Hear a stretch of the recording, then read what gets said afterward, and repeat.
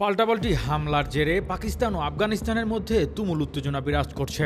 এবার সীমান্তে নতুন করে সংঘাত। আফগানিস্তানে অন্তত ৮ জন নিহত হয়েছে, আহত হয়েছে আরও বেশ কয়েকজন।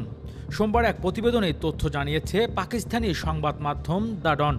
নিরাপত্তা কর্মকর্তাদের মতে শনিবার গভীর রাত পর্যন্ত চলা সংঘাতের সময় আফগানিস্তানের অন্তত ৮ জন নিহত এবং বেসামরিক নাগরিক সহ ১৩ জন আহত হয়েছে। গত মঙ্গলবার আফগানিস্তানের পূর্ব পাকতিয়া প্রদেশে নিষিদ্ধ তেহরিন-ই-তালেবান পাকিস্তানের টিটিপি ক্যাম্পে পাকিস্তানের সামরিক বাহিনী বিমান হামলার পর থেকে দুই পক্ষই গুলি বিনিময় করেছে।